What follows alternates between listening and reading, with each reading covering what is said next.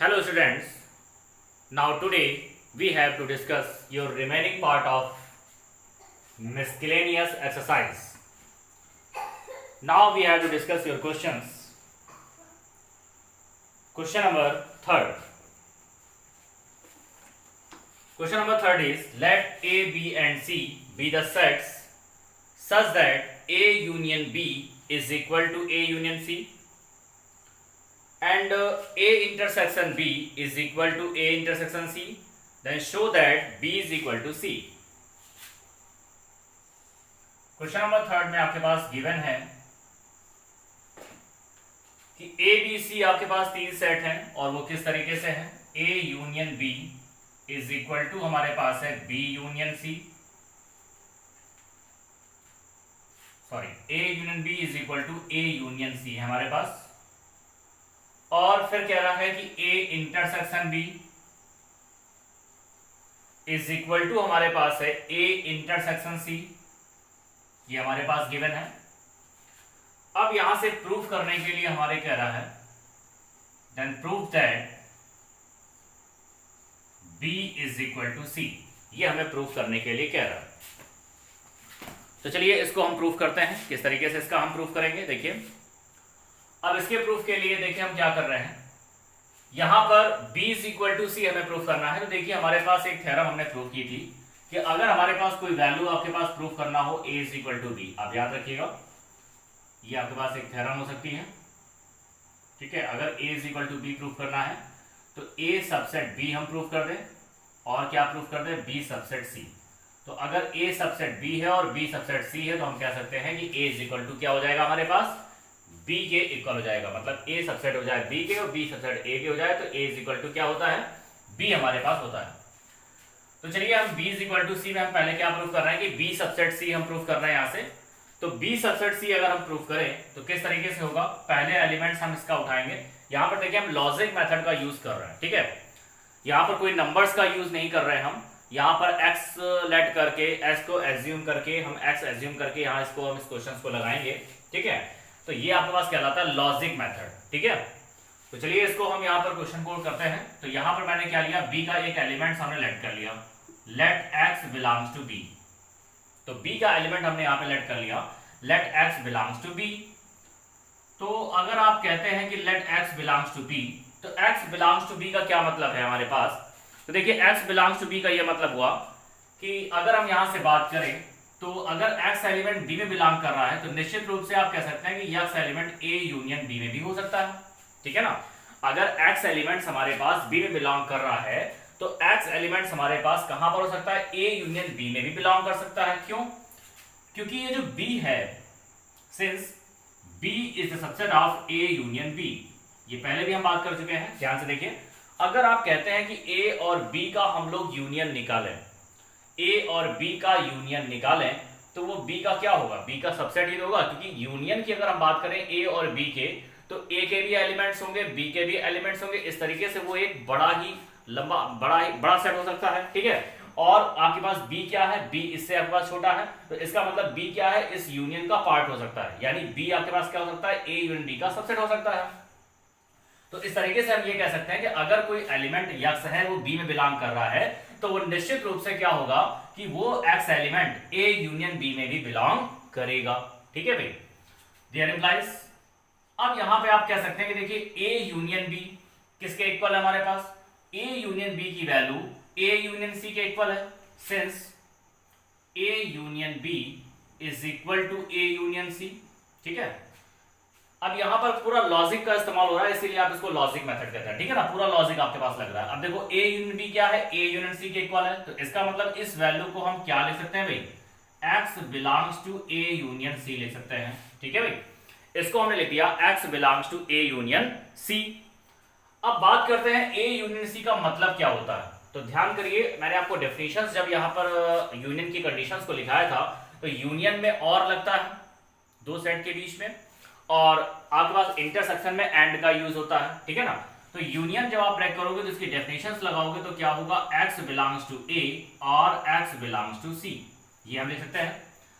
यानी x जो element है A में बिलोंग करेगा और किस में बिलोंग करेगा, C में बिलोंग करेगा.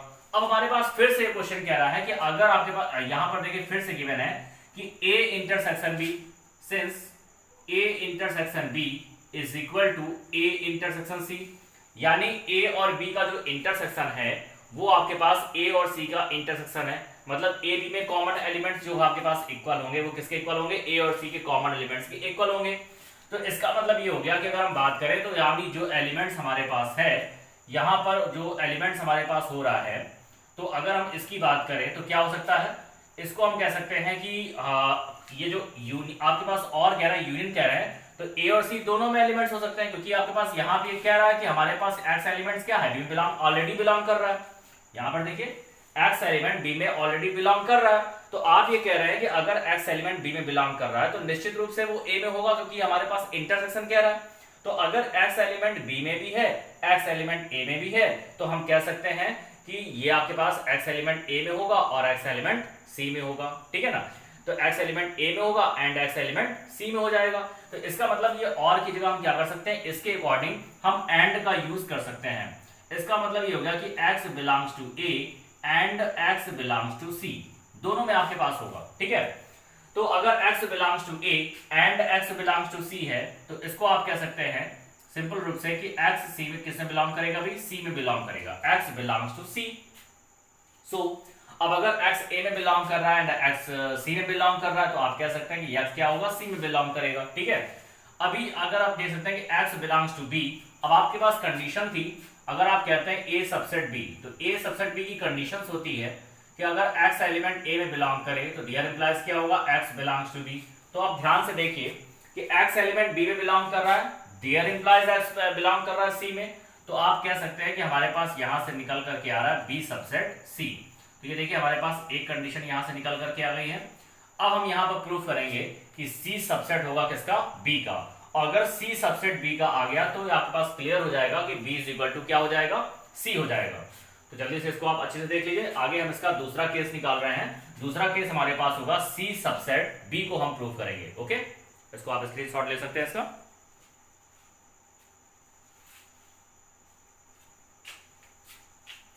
चलिए, तो आगे हम यहां पर देख रहे हैं कि अब आपको प्रूफ करना है कि C सबसेट B। तो चलिए हम इसको यहीं पे प्रूफ कर देते हैं, इसी साइड में, या फिर इसको बढ़ा देता है। तो यहां पर देखिए आपके पास क्या है, अब हम यहां पर ले रहे हैं C सबसेट B को प्रूफ करना। अब केस नंबर सेकंड हमने लिया कि अब हमें क्या प्रूफ करना है, केस नंबर सेकंड क्या है, C सबसेट B हमें प्रूफ करना है, ठीक है, ये चीज हमें प्रूफ करनी है। तो यहां से हम क्या लेट कर रहे हैं, let C belongs to B। तो यहां से हमने लेट कर लिया, let C belongs to B, sorry X belongs to C, let X belongs to C। अब अगर हम यहां से कह रहे हैं कि let X belongs to C, तो देयर इंप्लाइज क्या होगा, अभी आप ध्यान से देख सकते हैं कि अगर हम यहां से कहें कि X C में बिलोंग कर रहा है, तो इसका क्या मतलब होगा कि X बिलोंग्स टू, आप कह सकते हैं कि वो आपका A यूनियन C में बिलोंग करेगा, क्योंकि यहां पर वही पिछले जो आपने अभी क्वेश्चंस किया है उसके अकॉर्डिंग, अभी जो हमने पहला केस किया है उसके अकॉर्डिंग आप कह सकते हो कि C सबसेट होगा A यूनियन C का। वही केस मैंने यहाँ पर फिर बताया है कि अगर A और C का यूनियन लेते हैं तो वो आपके पास किसका सबसेट होगा, C का निश्चित रूप से वो सबसेट होगा। तो अगर C का सबसेट है तो इसका मतलब ये हुआ कि अगर X कोई एलिमेंट C में बिलोंग कर रहा है तो उसके यूनियन में भी बिलोंग बिल्कुल करेगा। अभी देखिए यूनियन का क्या मतलब है, यूनियन का मतलब है X बिलोंग्स टू A और X बिलोंग्स टू C, ये आपके पास क्या है, यूनियन का मतलब है, ठीक है। अभी आप देख सकते हैं कि जब आपने ये लिखा, या फिर आप एक काम ये करिए कि यूनियन आपके पास किसके इक्वल है, आप देख सकते हैं कि since A union C is equal to हमारे पास है A यूनियन B। तो यहां पर आप कह सकते हैं X belongs to A union B। अब यूनियन की हमने डेफिनेशंस लगा दी, तो ये हो जाएगा X बिलोंग्स टू A और X बिलोंग्स टू B। ये हमारे पास यूनियन की कंडीशंस आ गई। अब यहां पर यूनियन की कंडीशंस लगाने के बाद हम देख सकते हैं कि हमारे पास फिर से यहां से वैल्यू निकल करके आ रही है, क्या वैल्यू निकल करके आ रही है कि since A intersection B is equal to A intersection C। तो आप कह सकते हैं कि अगर A और C का इंटरसेक्शन लें तो A और B के इंटरसेक्शन के इक्वल है। तो इसका मतलब ये होगा कि अगर कोई एलिमेंट C में बिलोंग कर रहा है तो निश्चित रूप से वो A का भी एलिमेंट होगा, और अगर कोई एलिमेंट सी में बिलोंग कर रहा है और ए का एलिमेंट है, तो निश्चित रूप से अगर वो आपके पास अगर इसके इक्वल है, तो अगर कोई एलिमेंट ए में है तो बी में भी होगा। इसका मतलब और की जगह आप इस्तेमाल कर सकते हैं किसका, एंड का। यानी एक्स एलिमेंट अगर ए में बिलोंग कर रहा है तो वो आपका एक्स एलिमेंट बी में भी निश्चित रूप से आपके पास क्या होगा, वो बिल्कुल आपके पास फिक्स होगा कि वो बी में भी हो सकता है। ठीक है, तो आप कह सकते हैं देखिए एक्स एलिमेंट अगर ए में बिलोंग कर रहा है एंड एक्स एलिमेंट बी में बिलोंग कर रहा है, तो देखिए यहां पर क्या है, आप कह सकते हैं कि एक्स एलिमेंट बी में बिलोंग कर रहा है। अपने क्वेश्चन के अकॉर्डिंग हमें यहाँ पे बी का यूज करना था, अब एंड लगा हुआ है तो हम एक्स बिलोंग्स टू बी ले सकते हैं।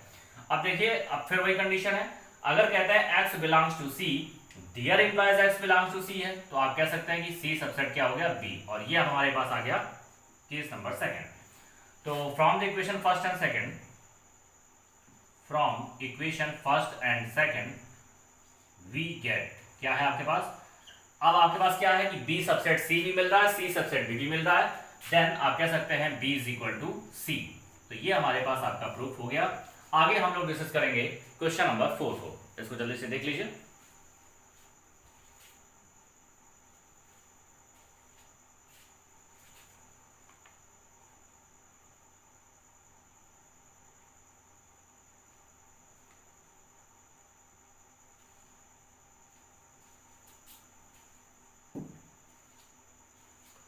चलिए क्वेश्चन नंबर 4 को डिस्कस करेंगे।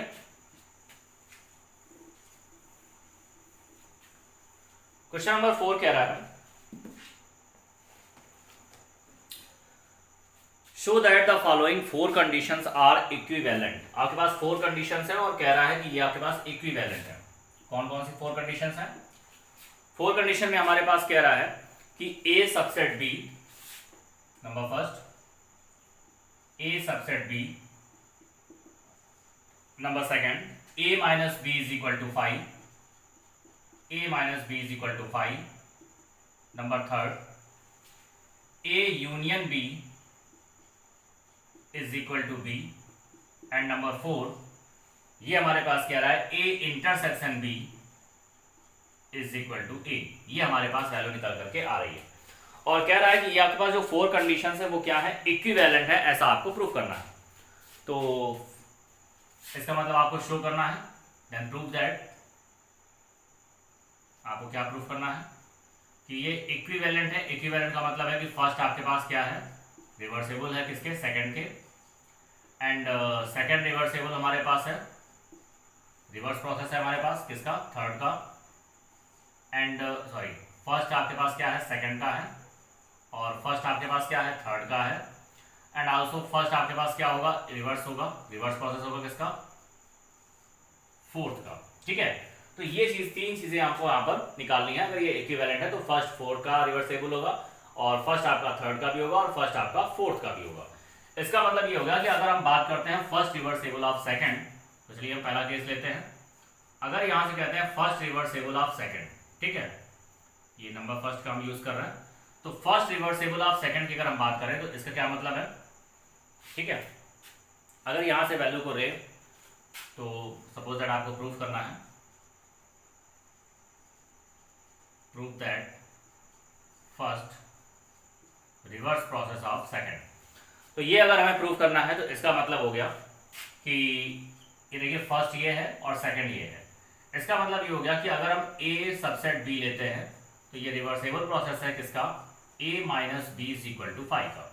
यानी अगर ये कंडीशन है तो ये इसके इक्वल हो जाएगा, और अगर ये कंडीशन है तो ये वैल्यू आपके पास a सबसेट b के इक्वल होगी, ऐसा हमें प्रूफ करना है।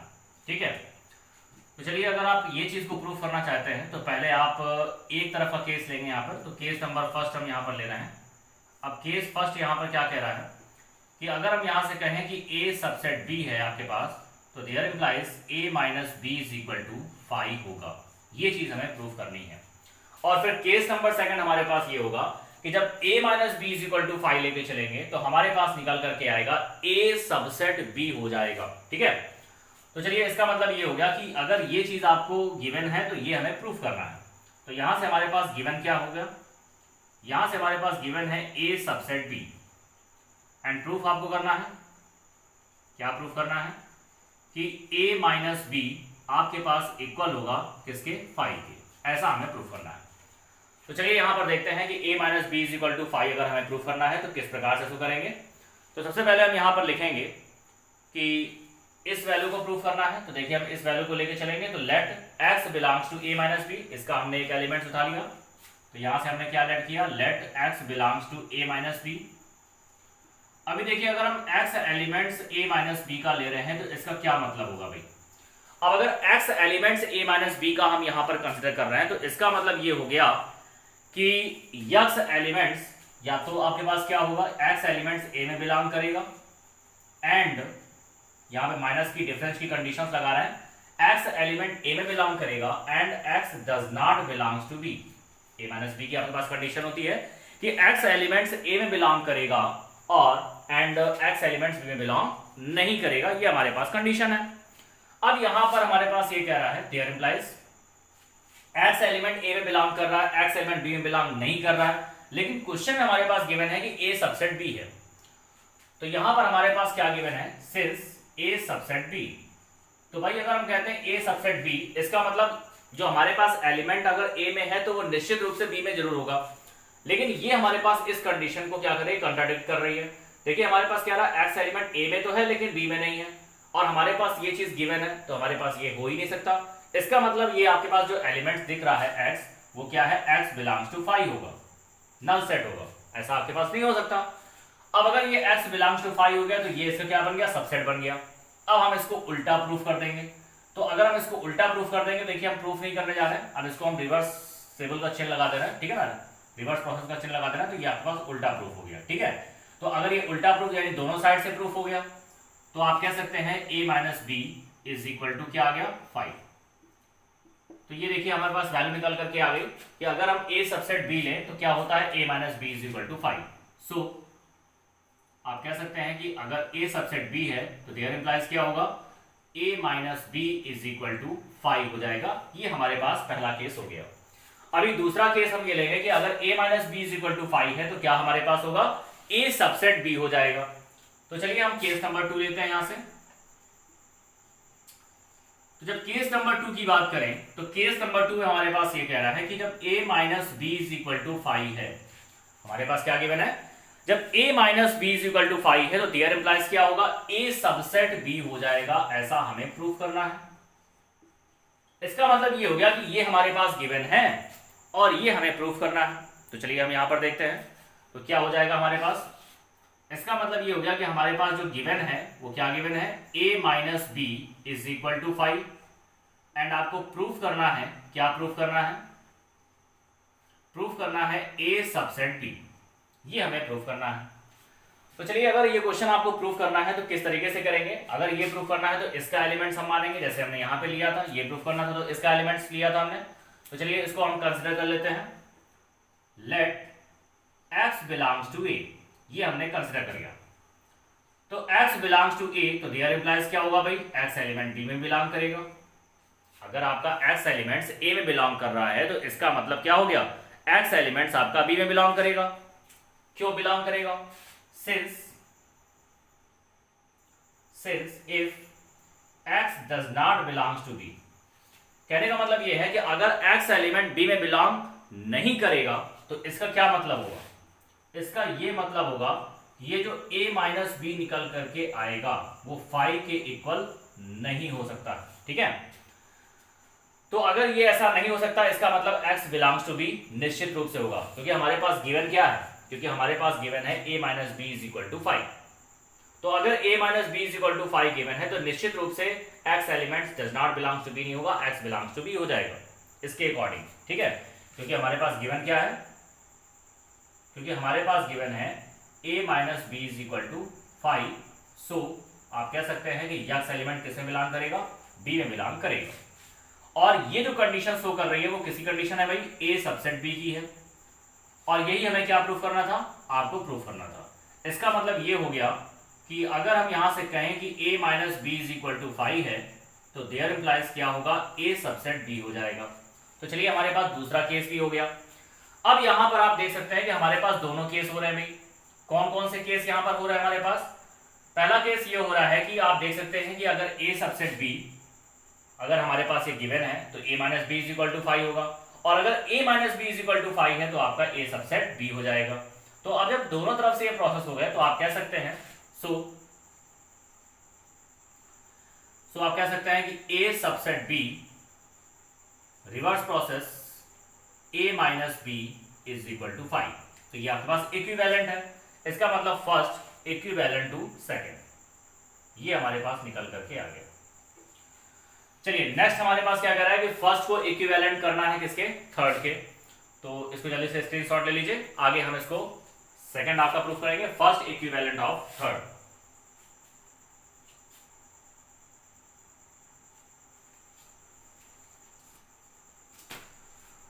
तो चलिए यहां से हम प्रूफ करेंगे फर्स्ट इक्विवेलेंट ऑफ थर्ड किस प्रकार से हो जाएगा।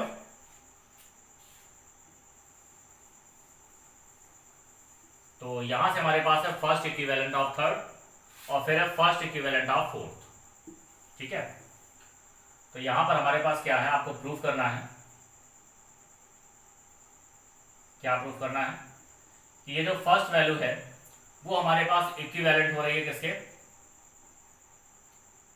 सेकंड के हो चुका है, थर्ड के इक्वल हो रही है, ठीक है।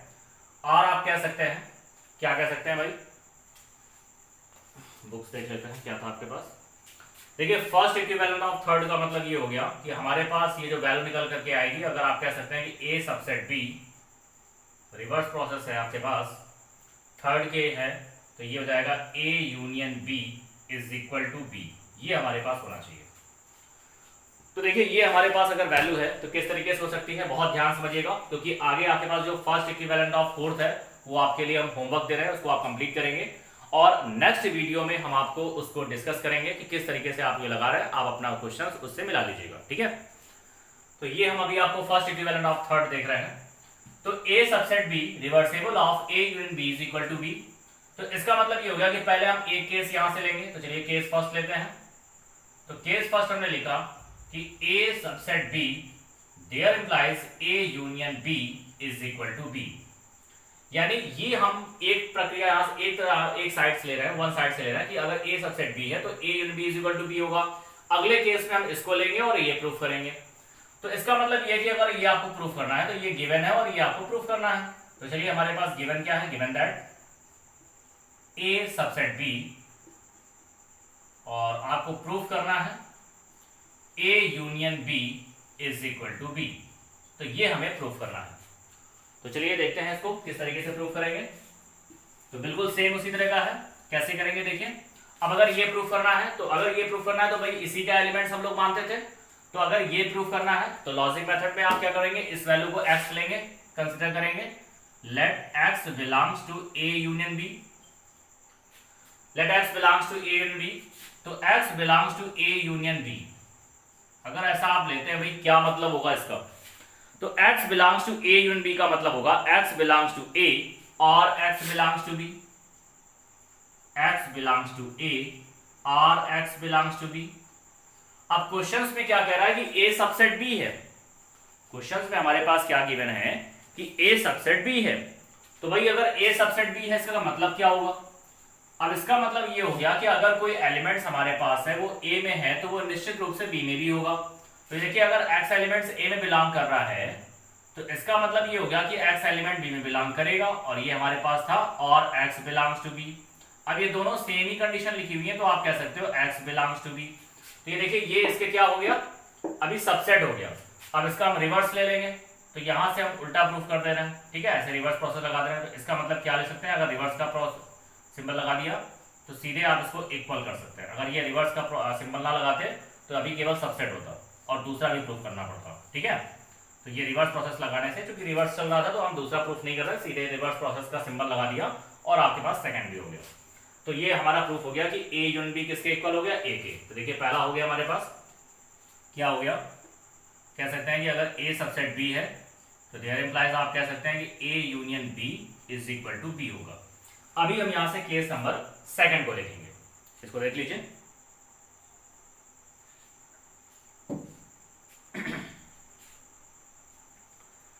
चलिए अब केस नंबर सेकंड को लेंगे। तो केस नंबर सेकंड में हमारे पास क्या रहा है,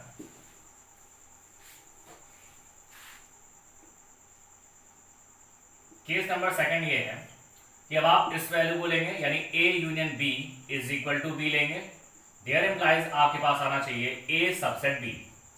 तो भाई ये गिवन है और ये प्रूफ करना है। इसका मतलब ये हो गया कि गिवन हमारे पास क्या है, गिवन हमारे पास है A union B is equal to B, और हमें प्रूफ करना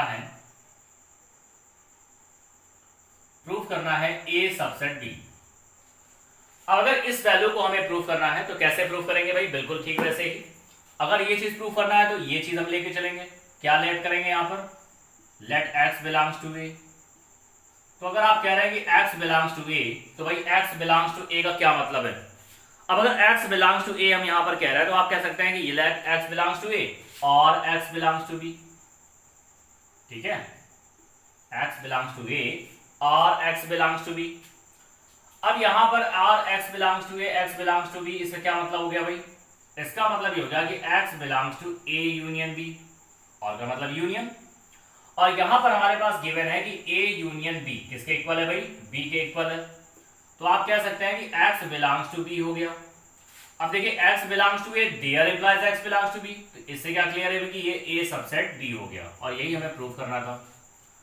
तो इससे ये क्लियर हो गया कि अगर आप कहते हैं कि a union b is equal to b है, तो देयर इंप्लाइज क्या होगा भाई, a सबसेट b हो जाएगा। तो ये हमारे पास सेकंड नंबर है और ये हमारे पास फर्स्ट नंबर है।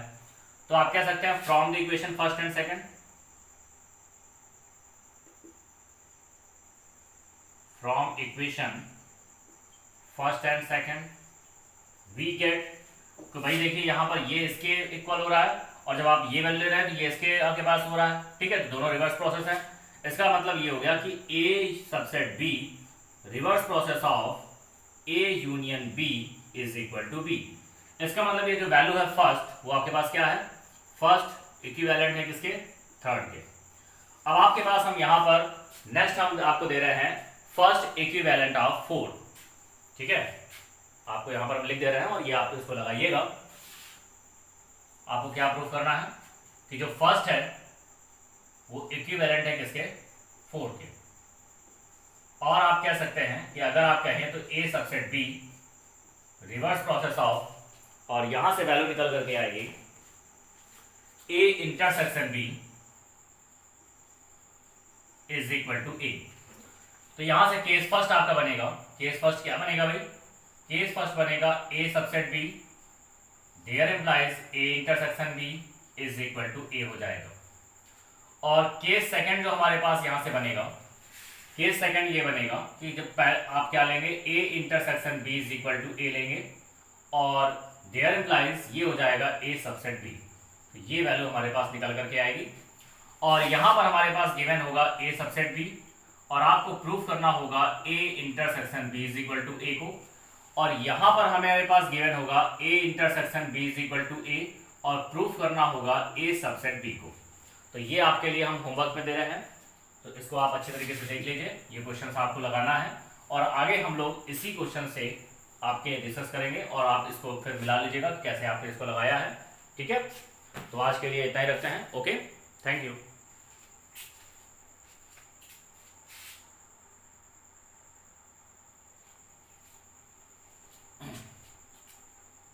ये आपका होमवर्क है।